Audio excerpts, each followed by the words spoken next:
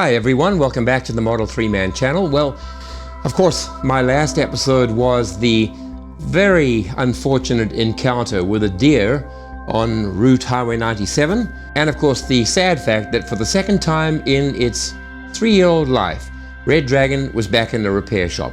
Back in the bad old days of 2018, when I first took possession of the car and when it had its first rear-end collision, somebody colliding into me, you can check it there. In those days, the amount of time to repair was incredibly long. Why? Well, back in those early days, all the parts that Tesla could produce were virtually going to new product. In other words, building the cars.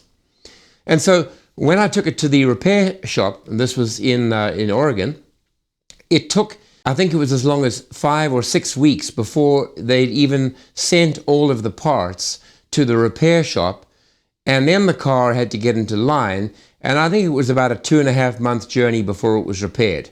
What's it like today? What do you have to go through if you own a Tesla and you have an accident today, if you live in the greater Vancouver region or anywhere down the west coast, even in the United States? Well, here's how it works. You find an authorized Tesla repair center, not owned by Tesla, but authorized by Tesla, staff having been trained in the Tesla factory. The accident was on the 11th, just to establish a timeline. On the morning of the 12th, I drove down this poor battered car and I met Stephen.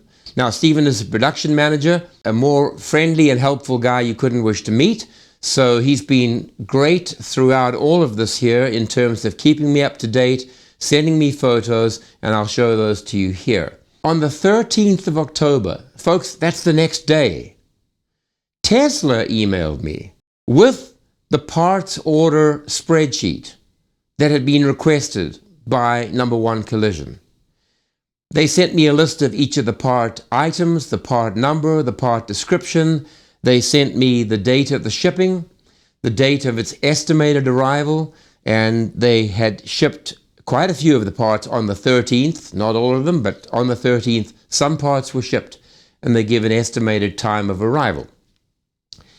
Skip forward to the 17th of October, and I get another spreadsheet, and this one has all of the tracking numbers, the DHL tracking numbers. This is pretty impressive. There were 14 items that were ordered, 14 individual parts. For each of them, there was a quantity of 1. On the 19th, and this is exactly now 1 week after I'd left the car there, Stephen calls me with an update, and he tells me that he's going to send me some photographs of the parts that have been arriving and just in general what's happening to the car. Friday the 22nd, I received the photographs that you can see here.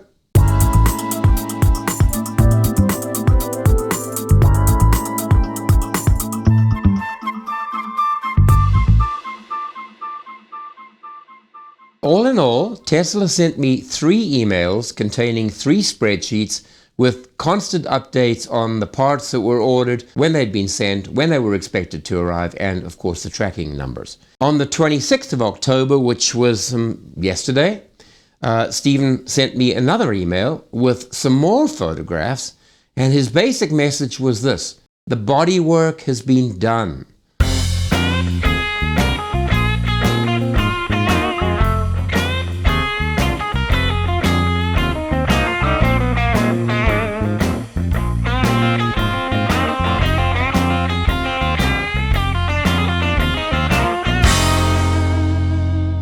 The car is now being moved to the paint shop, ready to be painted up. So understand this. I took it in on the 12th.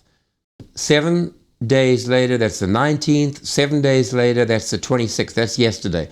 That's a 2-week period. The parts have arrived, the bodywork's done, and it's going into the paint shop. I cannot tell you what a difference that is from those dark, bleak days of 2018, when it took so long to even get the parts to leave Tesla.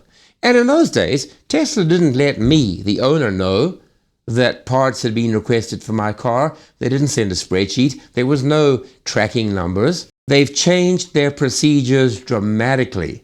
The customer, the Tesla owner, is now kept in the picture. So where do we sit right now? Well, The car is waiting in the paint shop. So I'm hopeful that sometime now the painting will be done. There's obviously going to be some testing and some calibration, and this is the nature of Tesla authorized dealers. They have to make sure that the car is fully functional. For example, the camera attached to the windshield would have to be removed, separated from the windshield, the new windshield put in place, then that camera has to be calibrated. So it's not that everything is done, but the end is in sight.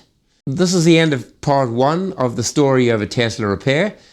When I get the car back, I'll fill you in with what happened after that, the calibrations that were required, the pickup, and we can bring it to a happy conclusion. But I can tell you, I'm impressed. It's a much better experience than that of 3 years ago. Thank you to every one of you who expressed your condolences for the crash and expressed your joy that we were not hurt. It means a lot to have people out there who care. Thanks very much. I'll see you in the next episode. Cheers for now.